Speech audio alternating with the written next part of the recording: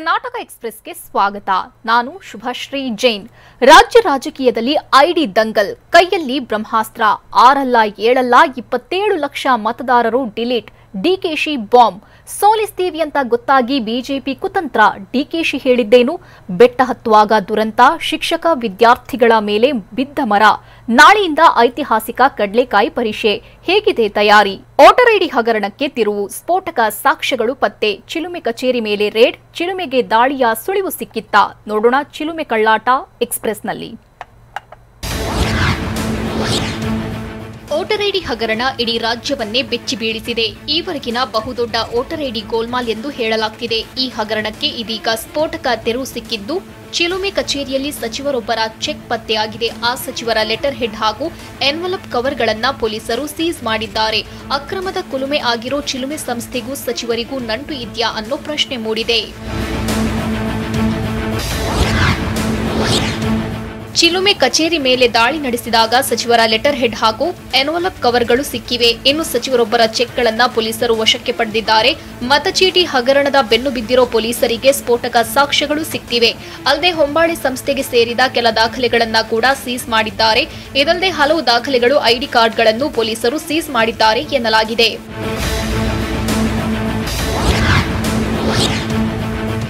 Halasuru gate ಪೊಲೀಸರು ಚಿಲುಮೆ ಸಂಸ್ಥೆಯ ಕಚೇರಿ ಮೇಲೆ ದಾಳಿ ಮಾಡಿದ್ದು ಶೋಧ ಕಾರ್ಯ ನಡೆಸಿದ್ದಾರೆ. ಬೆಂಗಳೂರಿನ ಮಲ್ಲೇಶ್ವರಂನಲ್ಲಿರುವ ಚಿಲುಮೆ ಕಚೇರಿಯಲ್ಲಿದ್ದ ಸಿಸಿಟಿವಿ ಡಿವಿಆರ್ ಅನ್ನ ಖಾಕಿ ವಶಕ್ಕೆ ಪಡೆದಿದೆ. ಪರಿಶೀಲನೆ ವೇಳೆ ಬಿಲ್ಗಳು, 50ಕ್ಕೂ ಹೆಚ್ಚು ಐಡಿ ಕಾರ್ಡ್ಗಳು ಜಪ್ತಿ ಮಾಡಲಾಗಿದೆ. ವೋಟರ್ ಐಡಿ ಹಗರಣದ ಬೆನ್ನು ಬಿದ್ದಿರೋ ಪೊಲೀಸರು ಮಹತ್ವದ ಸಾಕ್ಷ್ಯಗಳನ್ನು ಕಲೆ ಹಾಕ್ತಿದ್ದಾರೆ.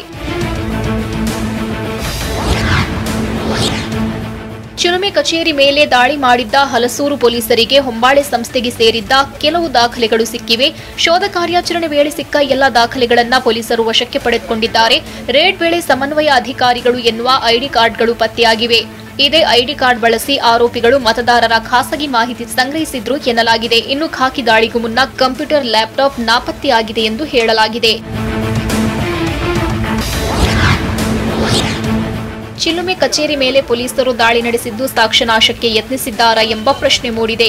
ದಾಳಿಯ ಸುಳಿವು ಸಿಕ್ಕು ಸಾಕ್ಷ್ಯ ನಾಶಕ್ಕೆ ಯತ್ನ ನಡೆದಿದ್ಯಾ ಅನ್ನೋ ಅನುಮಾನಗಳು ಮೂಡಿವೆ. ಪೊಲೀಸರ ದಾಳಿಗೂ ಮೊದಲೇ ಕಂಪ್ಯೂಟರ್ ನಾಪತ್ತೆಯಾಗಿದೆ. ನಾಪತ್ತೆಯಾಗಿರೋ ಸಾಕಷ್ಟು ಕಂಪ್ಯೂಟರ್, ಲ್ಯಾಪ್ಟಾಪ್ಗೆ ಖಾಕಿ ಶೋಧ ನಡೆಸುತ್ತಿದೆ. ಒಂದು ಲ್ಯಾಪ್ಟಾಪ್ ಮಾತ್ರ ವಶಕ್ಕೆ ಪಡೆದಿರೋ ಖಾಕಿ ತಲಾಶ್ ನಡೆಸುತ್ತಿದೆ.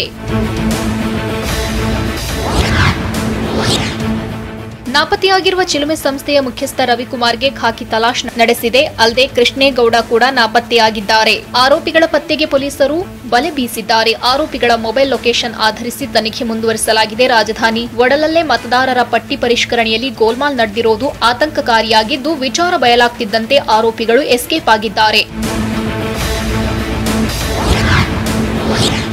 ವೋಟರ್ ಐಡಿ ಹಗರಣಕ್ಕೆ ಸಂಬಂಧಿಸಿದಂತೆ ಚಿಲುಮೆ ಸಂಸ್ಥೆ ಕಳ್ಳಾಟ ಬಗೆದಷ್ಟು ಬಯಲಾಗ್ತಿದೆ. ಕಚೇರಿ ಎದುರು ಹೇಳಲಾಗಿರುವ ಮನೆ ಮೇಲೆ ಅಳವಡಿಸಿದ್ದ ಚಿಲುಮೆ ಗ್ರೂಪ್ ಹೆಸರಿನ ನಾಮಫಲಕವನ್ನ ತೆರವು ಮಾಡಲಾಗಿದೆ. ಕಲ್ಲನಾಯಕನಹಳ್ಳಿಯಲ್ಲಿರುವ ಆರೋಪಿ ರವಿಕುಮಾರ್ ಮನೆ ಬಾಗಿಲಿಗೆ ಹಾಕಿದ್ದ ಬೋರ್ಡ್ ಅನ್ನ ತೆರವು ಮಾಡಲಾಗಿದೆ. ಸದ್ಯ ಚಿಲುಮೆ ಸಂಸ್ಥೆ ಮುಖ್ಯಸ್ಥ ರವಿಕುಮಾರ್ ನಾಪತ್ತೆಯಾಗಿದ್ದು ಖಾಕಿ ತಲಾಶ್ ಮುಂದುವರೆಸಿದೆ. ಚಿಲುಮೆ ಸಂಸ್ಥೆ ಮುಖ್ಯಸ್ಥ ರವಿಕುಮಾರ್ ಪತ್ನಿ ಮತ್ತು ಕೃಷ್ಣೇಗೌಡನ ಪತ್ನಿಯನ್ನ ಪೊಲೀಸರು ವಶಕ್ಕೆ ಪಡೆದುಕೊಂಡಿದ್ದಾರೆ. ರವಿಕುಮಾರ್ ಪತ್ನಿ ಐಶ್ವರ್ಯ ಚಿಲುಮೆ ಸಂಸ್ಥೆಯ ನಿರ್ದೇಶಕಿ ಕೂಡ ಆಗಿದ್ದಾರೆ. ಸದ್ಯ ಆಕೆಯನ್ನ ವಶಕ್ಕೆ ಪಡೆದು ವಿಚಾರಣೆ ನಡೆಸಲಾಗುತ್ತಿದೆ. ಕೆಲವು ದಾಖಲೆಗಳನ್ನ ಬೇಗೂರು ತೋಟದ ಮನೆಗೆ ಸಾಗಿಸಲಾಗಿದೆಯಂತೆ. ಈ ಮಾಹಿತಿ ಆಧರಿಸಿ ನಿನ್ನೆ ಕಾರ್ಯಾಚರಣೆ ನಡೆಸಿದ ಪೊಲೀಸರು ಇಂದು 4 ಆರೋಪಿಗಳನ್ನ ವಶಕ್ಕೆ ಪಡೆದುಕೊಂಡಿದ್ದಾರೆ. ಕಾಲೇಜು ವಿದ್ಯಾರ್ಥಿಗಳ ಐಡಿ ಕಾರ್ಡ್ ಬಳಸಿ ಮತದಾರರ ಸರ್ವೆ ಮಾಡಲಾಗಿದೆಯಂತೆ. ಈ ಬಗ್ಗೆ ಅನುಮಾನಗೊಂಡು ಪ್ರಶ್ನೆ ಮಾಡಿದ್ದಕ್ಕೆ ಆ ವ್ಯಕ್ತಿಯ ಹೆಸರನ್ನೇ ಡಿಲೀಟ್ ಮಾಡಿ ಕಳ್ಳಾಟ ಮೆರೆಯಲಾಗಿದೆ. ಸರ್ವೆಗೆ ಬಂದಿದ್ದವನನ್ನ ಬಸವನಗುಡಿ ನಿವಾಸಿ ಪ್ರಶ್ನೆ ಮಾಡಿದ್ರಂತೆ. ಪ್ರಶ್ನೆ ಮಾಡ್ತಿದ್ದಂತೆ ಸರ್ವೆಗೆ ಬಂದಿದ್ದವರು ಕಾಲ್ಕಿತ್ತಿದ್ರಂತೆ. ಮಾರನೇ ದಿನವೇ ಬಾಲಾಜಿ ಮತ್ತು ಕುಟುಂಬಸ್ಥರ ಹೆಸರು ಮತದಾರರ ಪಟ್ಟಿಯಿಂದ ಡಿಲೀಟ್ ಮಾಡಲಾಗಿದೆ.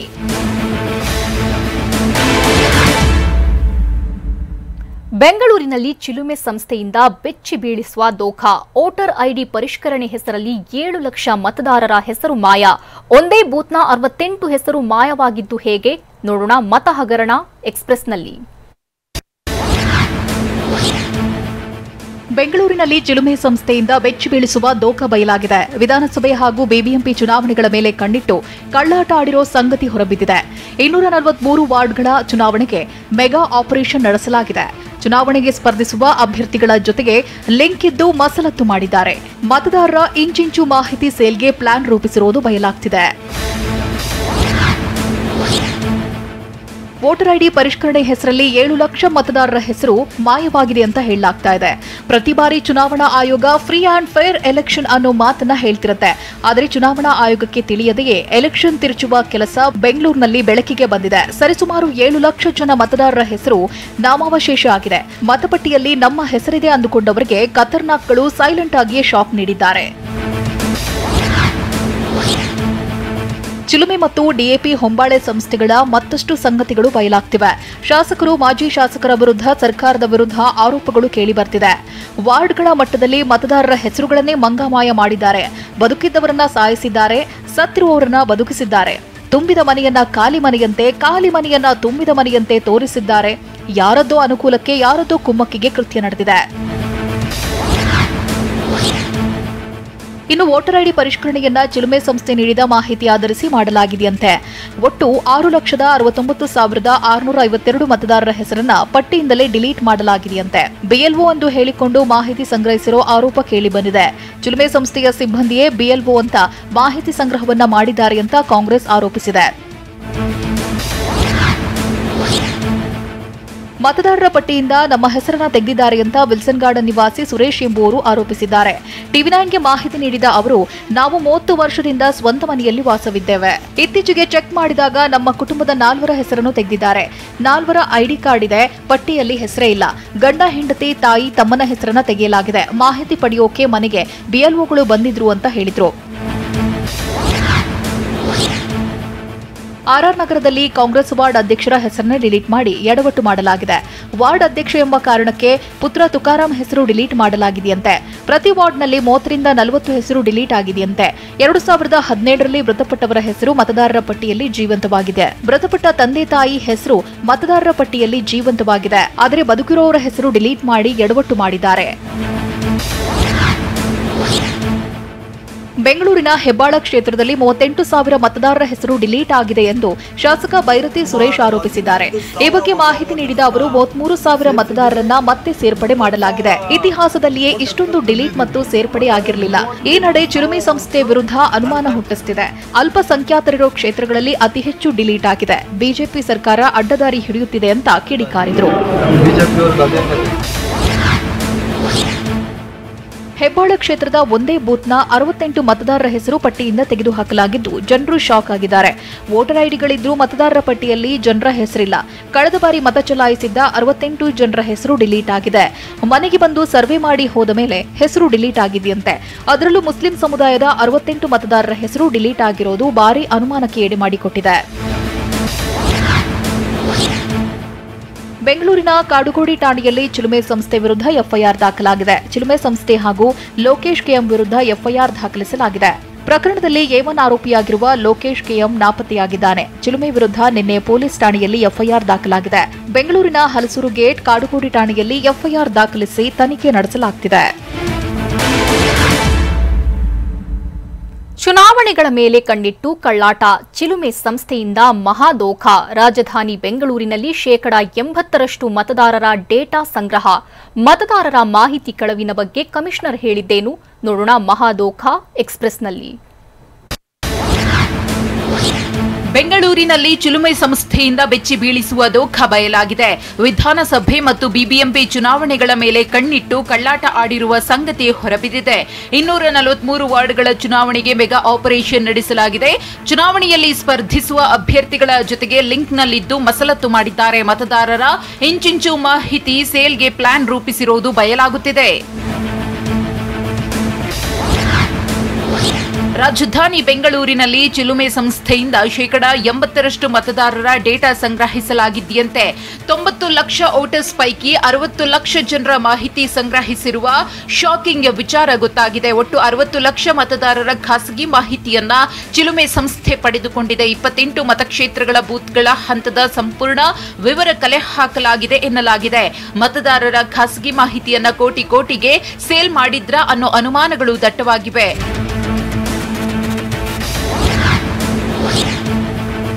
ವೋಟರ್ ಐಡಿ ಪರಿಷ್ಕರಣೆ ಹೆಸರಲ್ಲಿ ಚಿಲುಮೆ ಸಂಸ್ಥೆ ದಂಧೆಗೆ ಇಳಿದಿರುವುದು ಬಯಲಾಗಿದೆ. ನಕಲಿ ಬಿಎಲ್ಒಗಳು ಮತ್ತು ಐಡಿ ಕಾರ್ಡ್ಗಳನ್ನು ಸೃಷ್ಟಿಸಿ ಕಳ್ಳಾಟವನ್ನೇ ಆಡಿದ್ದಾರೆ. ಬೆಂಗಳೂರಿನ ವಾರ್ಡ್ಗಳಲ್ಲೂ ಮತದಾರರ ಹೆಸರು, ಮೊಬೈಲ್ ನಂಬರ್, ಉದ್ಯೋಗದ ಬಗ್ಗೆ ಮಾಹಿತಿ ಕಲೆ ಹಾಕಲಾಗಿದೆ.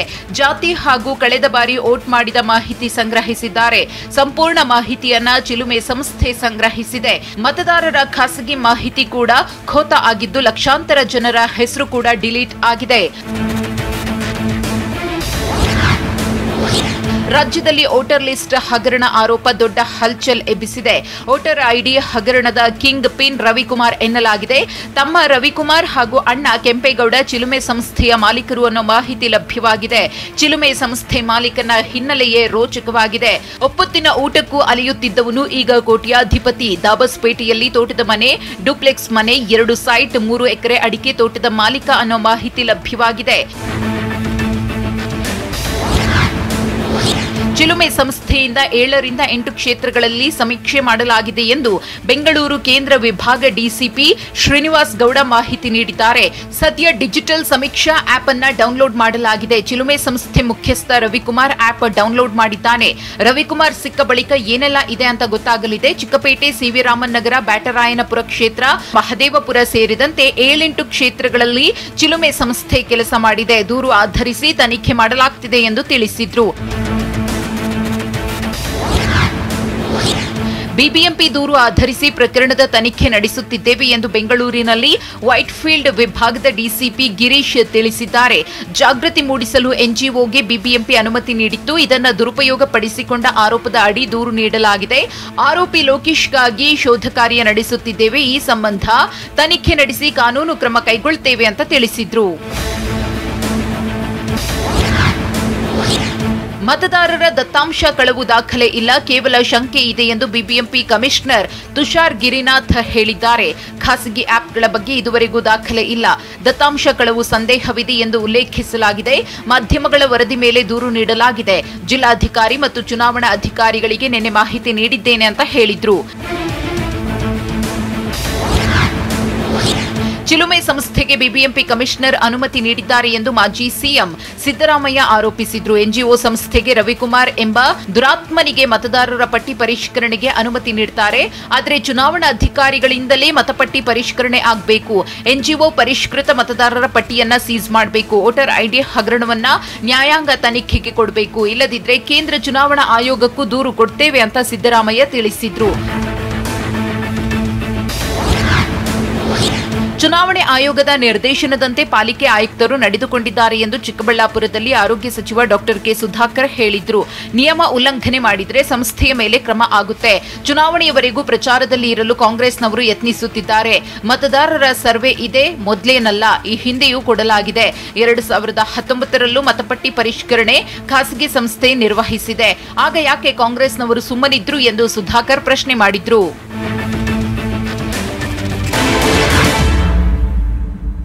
ವೋಟರ್ ಐಡಿ ಗೋಲ್ಮಾಲ್, ರಾಜ್ಯ ಚುನಾವಣಾ ಆಯೋಗಕ್ಕೆ ದೂರು ಪ್ರತಿದೂರು. ಚಿಲುಮೆಗೆ ಯಾರ ಒಲುಮೆ ಎಂದು ಕಾಂಗ್ರೆಸ್ ಟ್ವೀಟ್ನಲ್ಲಿ ವಾಗ್ದಾಳಿ. ನೋಡೋಣ ಐಡಿ ಗುದ್ದಾಟ ಎಕ್ಸ್‌ಪ್ರೆಸ್‌ನಲ್ಲಿ.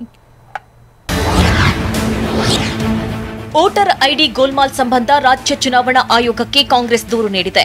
ಚುನಾವಣಾ ಆಯೋಗಕ್ಕೆ ದೂರು ನೀಡಿ ಬಳಿಕ ಅಧಿಕಾರಿಗಳ ಜೊತೆ ಕಾಂಗ್ರೆಸ್ ನಾಯಕರು ಸಮಾಲೋಚನೆ ನಡೆಸಿದ್ದಾರೆ. ಸುಮಾರು 1 ಗಂಟೆಯಿಂದ ಆಯೋಗದ ಜೊತೆ ಕೈ ನಾಯಕರು ಚರ್ಚೆ ನಡೆಸಿದ್ದಾರೆ. ಆಯೋಗಕ್ಕೆ ದೂರು ನೀಡಿ ಅಕ್ರಮದ ಬಗ್ಗೆ ಸಂಪೂರ್ಣ ವಿವರಣೆ ನೀಡಿದೆ. ವೋಟರ್ ಐಡಿ ಗೋಲ್ಮಾಲ್ ಬಗ್ಗೆ ದಾಖಲೆ ಸಮೇತ ಮಾಹಿತಿ ನೀಡಿದೆ. ಬಿಜೆಪಿಯವರು ಸೋಲಿನ ಭಯದಿಂದ ಷಡ್ಯಂತ್ರ ಮಾಡುತ್ತಿದ್ದಾರೆ ಎಂದು ಕೆಪಿಸಿಸಿ ಅಧ್ಯಕ್ಷ ಡಿಕೆ ಶಿವಕುಮಾರ್ ಹೇಳಿದ್ದಾರೆ. ಚುನಾವಣಾ ಆಯೋಗಕ್ಕೆ ದೂರು ನೀಡಿದ ಬಳಿಕ ಮಾತನಾಡಿದ ಡಿಕೆಶಿ, ಎಲೆಕ್ಷನ್ ಕಮಿಷನ್ ಡಾಟಾ ಎಲ್ಲಾ ಸಚಿವರ ಕೈ ಸೇರಿದೆ. ನಿಮಗೆ ದಮ್ಮಿದ್ರೆ, ತಾಕತ್ತಿದ್ರೆ ಈ ಬಗ್ಗೆ ನ್ಯಾಯಾಂಗ ತನಿಖೆ ಆಗಲಿ ಅಂತ ಡಿಕೆಶಿ ಬೊಮ್ಮಾಯಿಗೆ ಸವಾಲ್ ಹಾಕಿದ್ರು. ಹೈಕೋರ್ಟ್ ಸಿಜೆ ಮಾರ್ಗದರ್ಶನದಲ್ಲಿ ತನಿಖೆ ಆಗಬೇಕು. ಸಚಿವ ಅಶ್ವಥ್ ನಾರಾಯಣರನ್ನ ಕೂಡಲೇ ಬಂಧಿಸಿ ಅಂತ ಹೇಳಿದ್ರು.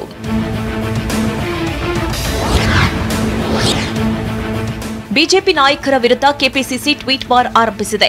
ಚಿಲುಮೆ ಸಂಸ್ಥೆಯ ಕೆಲಸಗಾರರನ್ನ ಬಂಧಿಸಿ ಕಣ್ಣೊರೆಸುವ ತಂತ್ರ ಎಂದು ಆರೋಪಿಸಿದೆ. ಹಗರಣದ ಕಿಂಗ್ಪಿನ್ಗಳ ರಕ್ಷಣೆಗೆ ನಿಂತವರು ಯಾರು? ಚಿಲುಮೆಗೆ ಯಾರ ಬಲವು ಎಂದು ಕೆಪಿಸಿಸಿ ಟ್ವೀಟ್ ಮಾಡಿದೆ. ಚಿಲುಮೆ ಸಂಸ್ಥೆಗೆ 2018ರಲ್ಲಿ ಬಿಜೆಪಿ ಅಭ್ಯರ್ಥಿ ನಂದೀಶ್ ರೆಡ್ಡಿಯಿಂದ ಹಣ ಸಂದಾಯವಾಗಿದೆ. ಸಂಸ್ಥೆಯ ಮುಖ್ಯಸ್ಥರೊಂದಿಗೆ ಸಚಿವ ಅಶ್ವಥ್ ನಾರಾಯಣ್ ಸಂಪರ್ಕವಿದೆ ಎಂದು ಕಾಂಗ್ರೆಸ್ ಆರೋಪಿಸಿದೆ. ಚಿಲುಮೆ ಮುಖ್ಯಸ್ಥನೊಂದಿಗೆ ಡಾಕ್ಟರ್ ಅಶ್ವಥ್ ನಾರಾಯಣ್ ಲಿಂಕ್ ಇದೆ. ವೋಟರ್ ಐಡಿ ಗೋಲ್ಮಾಲ್ ಆರೋಪಿ ಜೊತೆ ಸಚಿವರು ಸಂಪರ್ಕ ಹೊಂದಿದ್ದಾರೆ ಎಂದು ಟ್ವಿಟರ್ ಮೂಲಕ ಸಚಿವ ಅಶ್ವಥ್ ನಾರಾಯಣ್ ವಿರುದ್ಧ ಕಾಂಗ್ರೆಸ್ ಆರೋಪಿಸಿದೆ. ಸಚಿವ ಡಾಕ್ಟರ್ ಸಿ ಅಶ್ವಥ್ ನಾರಾಯಣ್ ವಿರುದ್ಧ ಕೈ ಆರೋಪ ಮಾಡಿದ್ದು, ಚಿಲುಮೆ ಸಂಸ್ಥೆಗೆ ಬಿಜೆಪಿಯ ನಂದೀಶ್ ರೆಡ್ಡಿಯಿಂದ ಪೇಮೆಂಟ್ ಆಗಿದೆ. ಅದೇ ಚಿಲುಮೆ ಸಂಸ್ಥೆ ಜೊತೆ ಡಾಕ್ಟರ್ ಅಶ್ವಥ್ ನಾರಾಯಣ್ ಸಂಪರ್ಕ ಇದೆ. ಇಷ್ಟೆಲ್ಲ ಹಿನ್ನೆಲೆಯ ಚಿಲುಮೆಗೆ ಉಚಿತ ಸೇವೆ ಕೊಟ್ಟಿದ್ಯಾಕೆ ಎಂದು ಕಾಂಗ್ರೆಸ್ ಪ್ರಶ್ನೆ ಮಾಡಿದೆ. ವೋಟರ್ ಐಡಿ ಗೋಲ್ಮಾಲ್ಗೆ ಸಂಬಂಧಿಸಿದಂತೆ ಚುನಾವಣಾ ಆಯೋಗಕ್ಕೆ ದೂರು ನೀಡಲಾಗಿದೆ ಎಂದು ಡಿಕೆಶಿ ಹೇಳಿದ್ದಾರೆ. 27 ಲಕ್ಷ ಮತದಾರರನ್ನ ಡಿಲೀಟ್ ಮಾಡಲಾಗಿದೆ. ಮತದಾರರ ಪರಿಷ್ಕರಣೆ ಖಾಸಗಿಯವರಿಗೆ ನೀಡುವಂತಿಲ್ಲ. ಚುನಾವಣಾ ಅಧಿಕಾರಿಗಳೇ ಮತಪಟ್ಟಿ ಪರಿಷ್ಕರಣೆ ಮಾಡಬೇಕು. ಚುನಾವಣೆ ಮುಖ್ಯ ಅಧಿಕಾರಿಯವರೇ ಈ ಬಗ್ಗೆ ವಿವರಿಸಿದ್ದಾರೆ. ಡಿಲೀಟ್ ಆದ 27 ಲಕ್ಷ ಮತದಾರರ ಪಟ್ಟಿ ಪುನರ್ ಪರಿಶೀಲಿಸಿ ಹೈಕೋರ್ಟ್ ಸಿಜೆ ಮಾರ್ಗದರ್ಶನದಲ್ಲಿ ತನಿಖೆ ಆಗಬೇಕು ಅಂತ ಆಗ್ರಹಿಸಿದ್ರು. ಡಿವಿಸಿ ಕೈಲಿ ತನಿಖೆ ಮಾಡಿಸ್ತೀವಿ ಅಂತ ಹೇಳ್ತಾರೆ. ಬಿಬಿಎಂಪಿ ಕಮಿಷನರ್ ಮೇಲ, ಡಿವಿಸಿ ಮೇಲ ಅಂತ ವಿಪಕ್ಷ ನಾಯಕ ಸಿದ್ದರಾಮಯ್ಯ ಪ್ರಶ್ನೆ ಮಾಡಿದ್ದಾರೆ. ಚೀಫ್ ಮಿನಿಸ್ಟರ್ ವಿರುದ್ಧ ಡಿವಿಸಿ ತನಿಖೆ ಮಾಡೋಕ್ಕಾಗುತ್ತಾ? ಬೇರೆ ಮಂತ್ರಿಗಳು ಇದರಲ್ಲಿ ಶಾಮೀಲಾಗಿದ್ದಾರೆ. ಚೀಫ್ ಜಸ್ಟಿಸ್ ಆಫ್ ಕರ್ನಾಟಕ ಕೈಲಿ ತನಿಖೆ ಮಾಡಿಸಿ ಅಂತ ಹೇಳಿದ್ದೇವೆ ಎಂದು ಮಾಜಿ ಸಿಎಂ ಸಿದ್ದರಾಮಯ್ಯ ಮಾಹಿತಿ ನೀಡಿದ್ರು. ಬಾಡಿಗೆಗೆ ಜನ ಬೇಕಾಗುವುದು ಕಾಂಗ್ರೆಸ್ ಪಕ್ಷಕ್ಕೆ, ಅದು ಕಾರ್ಯಕರ್ತರಿಲ್ಲದ ಪಕ್ಷ ಎಂದು ಕಾಂಗ್ರೆಸ್ ವಿರುದ್ಧ ಸಚಿವ ಅಶ್ವಥ್ ನಾರಾಯಣ್ ವಾಗ್ದಾಳಿ ನಡೆಸಿದ್ರು. ಎಲೆಕ್ಟ್ರಾಲ್ ಮಾಲ್ ಪ್ರಾಕ್ಟೀಸ್ ಕಾಂಗ್ರೆಸ್ಗೆ ಬೇಕು. ಅಸ್ತಿತ್ವ, ಸಿದ್ಧಾಂತ, ಕಾರ್ಯಕರ್ತರು ಇಲ್ಲದ ಪಕ್ಷ ಕಾಂಗ್ರೆಸ್. ಈಗ ಆಗ್ತಾ ಇರೋ ಪ್ರಕ್ರಿಯೆ ಆಧಾರ್ ಅಪ್ಡೇಟ್ಗೆ ಆಗ್ತಾ ಇರೋದು. ಚುನಾವಣಾ ಸರ್ವೆ ಸೇರಿ ಅನೇಕ ಕೆಲಸ ಸಂಸ್ಥೆಗಳು ಮಾಡುತ್ತೆ. ಚಿಲುಮೆ ಸಂಸ್ಥೆಯನ್ನ ನಾನು ಬಳಕೆ ಮಾಡಿಲ್ಲ, ನನಗದರ ಅವಶ್ಯಕತೆಯೂ ಇಲ್ಲ. ಜನರ ಆಶೀರ್ವಾದದಿಂದ ಗೆದ್ದಿದ್ದೇನೆ ಅಂತ ಹೇಳಿದ್ರು. ಬೆಂಗಳೂರಿನಲ್ಲಿ ವೋಟರ್ ಐಡಿ ಪರಿಷ್ಕರಣೆಯಲ್ಲಿ ಅಕ್ರಮ ಪ್ರಕರಣದಲ್ಲಿ ನಾನು ಭಾಗಿಯಾಗಿಲ್ಲ ಎಂದು ಸಚಿವ ಅಶ್ವಥ್ ನಾರಾಯಣ್ ಹೇಳಿದ್ದಾರೆ. ಮಂಗಳೂರಿನಲ್ಲಿ ಮಾತನಾಡಿದ ಸಚಿವರು, ಕಾಂಗ್ರೆಸ್ನವರು ಚುನಾವಣಾ ಆಯೋಗಕ್ಕೆ ದೂರು ನೀಡಿದ್ದಾರೆ. 2018ರಲ್ಲಿ ಕಾಂಗ್ರೆಸ್ ಅಧಿಕಾರದಲ್ಲಿ ಇದ್ದಾಗ ಮತಪಟ್ಟಿ ಪರಿಷ್ಕರಣೆಯಾಗಿದೆ. ಇಂಥ ಅಕ್ರಮ ಮಾಡುವುದು ಕಾಂಗ್ರೆಸ್ನವರು. ಕಾಂಗ್ರೆಸ್ಗೆ ನಮ್ಮ ಸರ್ಕಾರದ ಬಗ್ಗೆ ಮಾತನಾಡುವ ನೈತಿಕತೆ ಇಲ್ಲ. ವೋಟರ್ ಐಡಿ ಅಕ್ರಮದ ಬಗ್ಗೆ ತನಿಖೆ ಆಗಲಿ ಅಂತ ಹೇಳಿದ್ರು. ಚಿಲುಮೆ ಸಂಸ್ಥೆಯವನು ನನಗೆ ಗೊತ್ತು, ಆದರೆ ಚಿಲುಮೆ ಸಂಸ್ಥೆಯನ್ನ ನಾನು ಬಳಕೆ ಮಾಡಿಕೊಂಡಿಲ್ಲ ಎಂದು ಸಚಿವ ಡಾಕ್ಟರ್ ಅಶ್ವಥ್ ನಾರಾಯಣ್ ಹೇಳಿದ್ರು. ನನ್ನ ಕ್ಷೇತ್ರದಲ್ಲೂ ಕಾಂಗ್ರೆಸ್ನವರು ಮಾಹಿತಿ ಸಂಗ್ರಹಿಸ್ತಾ ಇದ್ದಾರೆ. ಅದರ ಬಗ್ಗೆಯೂ ತನಿಖೆ ಆಗಬೇಕು. ಆಧಾರರಹಿತ ಆರೋಪಗಳು ಕಾಂಗ್ರೆಸ್ಗೆ ತಿರುಗುಬಾಣವಾಗಲಿದೆ ಅಂತ ಐಟಿ, ಬಿಟಿ ಮತ್ತು ಉನ್ನತ ಶಿಕ್ಷಣ ಸಚಿವ ಡಾಕ್ಟರ್ ಸಿಎನ್ ಅಶ್ವಥ್ ನಾರಾಯಣ್ ಹೇಳಿದ್ದಾರೆ. ಬೆಟ್ಟ ಹತ್ತುವಾಗ ದುರಂತ, ಶಿಕ್ಷಕ ವಿದ್ಯಾರ್ಥಿಗಳ ಮೇಲೆ ಬಿದ್ದ ಮರ. ಸಚಿವ ನಾರಾಯಣಗೌಡರಿಗೆ ರೈತರಿಂದ ತರಾಟೆ. ಮಂಗಳೂರಿನಲ್ಲಿ ಹೇಗಿದೆ ಕನ್ನಡ ಶಾಲಾ ಮಕ್ಕಳ ಹಬ್ಬ? ನೋಡೋಣ ಕರ್ನಾಟಕ ಎಕ್ಸ್‌ಪ್ರೆಸ್‌ನಲ್ಲಿ. ಕೊಪ್ಪಳ ತಾಲೂಕಿನ ಹಿರೇಬಗನಾಳ ಮತ್ತು ಹಾಲವರ್ತಿ ಗ್ರಾಮದ ಬಳಿ ಚಿರತೆ ಪ್ರತ್ಯಕ್ಷವಾಗಿದೆ. ಚಿರತೆ ಕಂಡು ಗ್ರಾಮಸ್ಥರಲ್ಲಿ ಆತಂಕ ಶುರುವಾಗಿದ್ದು, ಚಿರತೆ ಕಂಡ ಗ್ರಾಮಸ್ಥರು ಮರವೇರಿ ಕುಳಿತಿದ್ದಾರೆ. ಕೊಪ್ಪಳ ಜಿಲ್ಲಾ ಕೇಂದ್ರದಿಂದ ಕೇವಲ 5 ಕಿಲೋಮೀಟರ್ ದೂರದಲ್ಲಿ ಈ ಗ್ರಾಮಗಳು ಇದ್ದು ಆತಂಕ ಮನೆ ಮಾಡಿದೆ. ಚಿರತೆಯ ವಿಡಿಯೋ ಸೆರೆ ಹಿಡಿದ ಸ್ಥಳೀಯರು ವೈರಲ್ ಮಾಡಿದ್ದಾರೆ. ಚಿರತೆ ಕಂಡು ಗ್ರಾಮದ ಬಳಿ ಒಂಟಿಯಾಗಿ ಹಾಗೂ ಬೈಕ್ ಮೇಲೆ ಯಾರೂ ಬರಬೇಡಿ ಅಂತ ಮನವಿ ಮಾಡಿದ್ದಾರೆ.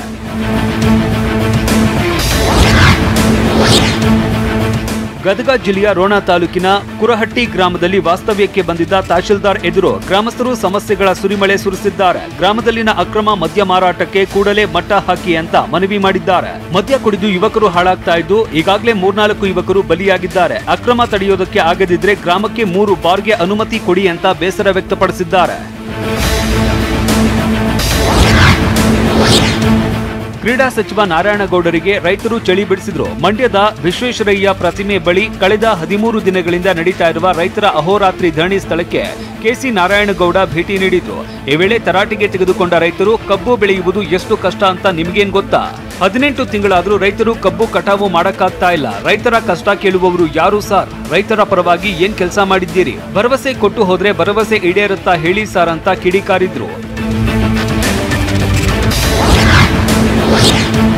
ಕಾಫಿನಾಡಿನ ಇನಾಮ್ ದತ್ತಾತ್ರೇಯ ಬಾಬಾ ಬುಡನ್ ಸ್ವಾಮಿ ದರ್ಗಾ ವಿವಾದಕ್ಕೆ ಸಂಬಂಧಪಟ್ಟಂತೆ ರಾಜ್ಯ ಸರ್ಕಾರದ ಆಡಳಿತ ಮಂಡಳಿ ರಚನೆಯ ಆದೇಶಕ್ಕೆ ಅಪಸ್ವರ ಕೇಳಿಬಂದಿದೆ. 2 ಸಮುದಾಯದವರು ಒಳಗೊಂಡಂತೆ 8 ಜನ ಇರಬೇಕಾಗಿತ್ತು. ಆದರೆ ಒಂದೇ ಸಮುದಾಯದ 7 ಜನರಿದ್ದಾರೆ. ಈ ಸಮಿತಿ ಮೇಲೆ ನಮಗೆ ನಂಬಿಕೆ ಇಲ್ಲ ಅಂತ ಕೋಮು ಸೌಹಾರ್ದ ವೇದಿಕೆ ವಿರೋಧ ವ್ಯಕ್ತಪಡಿಸಿದೆ. ಈ ಸಮಿತಿಯನ್ನ ವಿಸರ್ಜಿಸುವಂತೆ ಜಿಲ್ಲಾಧಿಕಾರಿಗಳ ಮೂಲಕ ಗೌಸ್ ಮೊಹಿನುದ್ದೀನ್ ರಾಜ್ಯ ಸರ್ಕಾರಕ್ಕೆ ಮನವಿ ಮಾಡಿದ್ದಾರೆ. ಮಂಗಳೂರಿನಲ್ಲಿ ಇಂದಿನಿಂದ 2 ದಿನಗಳ ಕಾಲ ಕನ್ನಡ ಶಾಲಾ ಮಕ್ಕಳ ಹಬ್ಬ ಆಚರಿಸಲಾಗ್ತಾ ಇದೆ. ಮಂಗಳೂರಿನ ಸಂಘನಿಕೇತನದಲ್ಲಿ ಕಾರ್ಯಕ್ರಮ ನಡೀತಾ ಇದ್ದು, ಕನ್ನಡ ಶಾಲೆಯನ್ನ ಬೆಳೆಸುವ ಉದ್ದೇಶ ಮತ್ತು ಕನ್ನಡ ಮಾಧ್ಯಮ ಶಾಲೆಗಳು ಮುಚ್ಚಬಾರದು ಅನ್ನೋ ನೆಲೆಯಲ್ಲಿ ಸ್ಫೂರ್ತಿ ತುಂಬುವುದಕ್ಕೆ ಸಮಾವೇಶ ನಡೆಸಲಾಗ್ತಾ ಇದೆ. ಮೊದಲ ದಿನ ದಕ್ಷಿಣ ಕನ್ನಡ, ಉಡುಪಿ ಮತ್ತು ಕಾಸರಗೋಡಿನ 15,000 ವಿದ್ಯಾರ್ಥಿಗಳು ಭಾಗಿಯಾಗಿದ್ರು. ನಾಳೆ ಸಮಾರೋಪ ಸಮಾರಂಭ ನಡೆಯಲಿದೆ. ಚಿತ್ರದುರ್ಗದಲ್ಲಿ ನಾಗರಿಕರ ವೇದಿಕೆಯಿಂದ ಪುರುಷರ ದಿನಾಚರಣೆ ಆಚರಿಸಲಾಯಿತು. ವಕೀಲ ಬಿಕೆ ರೆಹಮತುಲ್ಲಾ ನೇತೃತ್ವದಲ್ಲಿ ಕೇಕ್ ಕತ್ತರಿಸಿ ಸಿಹಿ ಹಂಚಿ ಪುರುಷರ ದಿನಾಚರಣೆ ಮಾಡಲಾಯಿತು.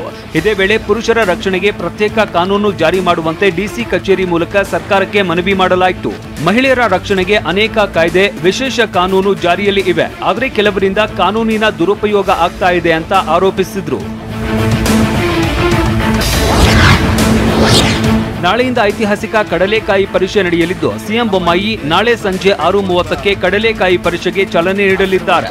ನಾಳೆಯಿಂದ 4 ದಿನಗಳ ಕಾಲ ಕಡಲೆಕಾಯಿ ಪರಿಷೆ ನಡೆಯಲಿದೆ. ಈಗಾಗಲೇ ಕೋಲಾರ, ಚಿತ್ರದುರ್ಗ ಸೇರಿದಂತೆ ನೆರೆ ರಾಜ್ಯಗಳಿಂದಲೂ ರೈತರು ಕಡಲೆಕಾಯಿ ತಂದಿದ್ದಾರೆ. ಸುಮಾರು 500ಕ್ಕೂ ಹೆಚ್ಚು ಕಡಲೆಕಾಯಿ ಅಂಗಡಿಗಳನ್ನು ಹಾಕಲಾಗಿದೆ.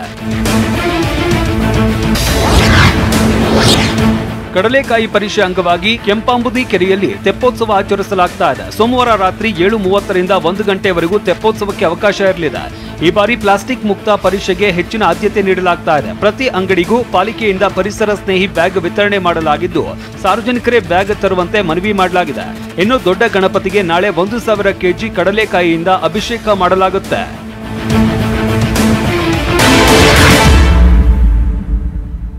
ಸ್ವಾತಂತ್ರ್ಯ ಹೋರಾಟಗಾರ ರಾಮಯ್ಯಗೌಡರ ಪ್ರತಿಮೆ ಅನಾವರಣ ಕಾರ್ಯಕ್ರಮದಲ್ಲಿ ಖಾದರ್ಗೆ ಟಾಂಗ್ ಕೊಟ್ಟ ಸಿಎಂ. ಶಾಸಕ ಪುಟ್ಟರಂಗಶೆಟ್ಟಿಯಿಂದ ನಡೆಯಿತ 9 ಕೋಟಿ ದೋಖಾ.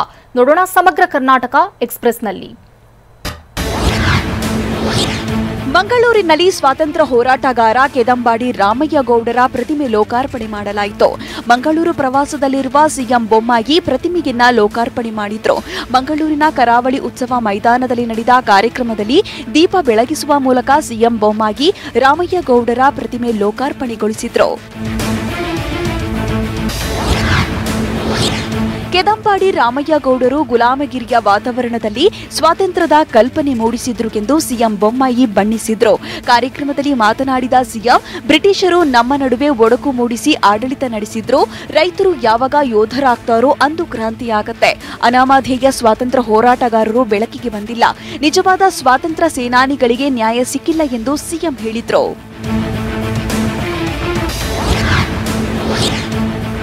ಮಂಗಳೂರು ಕಾರ್ಯಕ್ರಮದ ಭಾಷಣದಲ್ಲಿ ವಿಪಕ್ಷ ಉಪನಾಯಕ ಯುಟಿ ಖಾದರ್ಗೆ ಸಿಎಂ ಬೊಮ್ಮಾಯಿ ಟಾಂಗ್ ಕೊಟ್ರು. ನಮ್ಮ ಯುಟಿ ಖಾದರ್ ಒಳ್ಳೆ ಭಾಷಣ ಮಾಡ್ತಾರೆ, ಅವರ ಭಾಷಣದಲ್ಲಿ ಒಳಾರ್ಥ ಇರುತ್ತೆ. ಖಾದರ್ ಆತ್ಮೀಯ ಸ್ನೇಹಿತನಾಗಿ ನನಗೆ ಅವರ ಒಳಾರ್ಥ ಗೊತ್ತು. ವಿಧಾನಸಭೆಯಲ್ಲಿ ಕೆಲವು ಮಾತನಾಡಬೇಕು, ಆದರೆ ಈ ಸಭೆ ಅತ್ಯಂತ ಪವಿತ್ರವಾಗಿದ್ದು ನಮ್ಮ ಮಣ್ಣಲ್ಲೇ ಹುಟ್ಟಿದ ಕ್ರಾಂತಿ ಪುರುಷನ ಪ್ರತಿಮೆ ಸ್ಥಾಪನೆಗೆ ಇಷ್ಟು ವರ್ಷ ಬೇಕಾಯ್ತಾ ಎಂದು ಟಾಂಗ್ ಕೊಟ್ರು.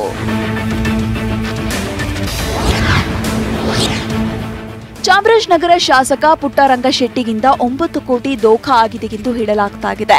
ಗುಜರಾತ್ ಮೂಲದ ಕಮಲೇಶ್ ಕುಮಾರ್ ಎಂಬಾತ ಆರೋಪ ಮಾಡಿದ್ದು, ಚಾಮರಾಜನಗರ ಜಿಲ್ಲೆಯ ಗುಂಡ್ಲುಪೇಟೆ ತಾಲೂಕಿನ ತೆರಕಣಾಂಬಿಗೆಯಲ್ಲಿ ಕಮಲೇಶ್ 8 ಎಕರೆ ಜಮೀನು ಖರೀದಿ ಮಾಡಿ ಗಣಿಗಾರಿಕೆ ನಡೆಸುತ್ತಿದ್ರು.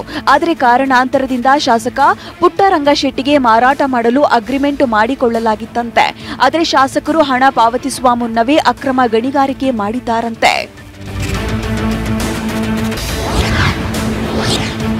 ಶಾಸಕ ಪುಟ್ಟರಂಗಶೆಟ್ಟಿ ಹಾಗೂ ಶಾಸಕರ ಅಳಿಯ ರಾಮಚಂದ್ರ ಜೊತೆ 14 ಕೋಟಿಗೆ ಮಾತುಕತೆ ನಡೆಸಲಾಗಿತ್ತು. 1 ಕೋಟಿ ಹಣ ಮುಂಗಡ, ಬಳಿಕ 2.5 ಕೋಟಿಯನ್ನ ನೀಡಲಾಗಿತ್ತು. ಆದರೆ ಶಾಸಕ ಪುಟ್ಟರಂಗಶೆಟ್ಟಿ ಅಳಿಯ ರಾಮಚಂದ್ರ ಹಾಗೂ ಬೆಂಬಲಿಗ ಶಾಂತಕುಮಾರ್ ಕೊಲೆ ಬೆದರಿಕೆ ಹಾಕಿ ಅಕ್ರಮ ಗಣಿಗಾರಿಕೆ ನಡೆಸಿದ್ದಾರೆ ಎಂದು ಕಮಲೇಶ್ ಆರೋಪಿಸಿದ್ದಾರೆ. ಸದ್ಯ 1200 ಕ್ಯೂಬಿಕ್ ಮೀಟರ್ ಕರಿಕಲ್ಲನ್ನ ತೆಗೆದಿದ್ದಾರೆ. ಅವರು ಕೊಟ್ಟಿರುವ ಹಣ ವಾಪಸ್ ಕೊಡ್ತೇನೆ, ನನ್ನ ಕರಿಕಲ್ಲನ್ನ ವಾಪಸ್ ಕೊಡಿ ಎಂದು ಕಮಲೇಶ್ ಅಳಲು ತೋಡಿಕೊಂಡಿದ್ದಾರೆ.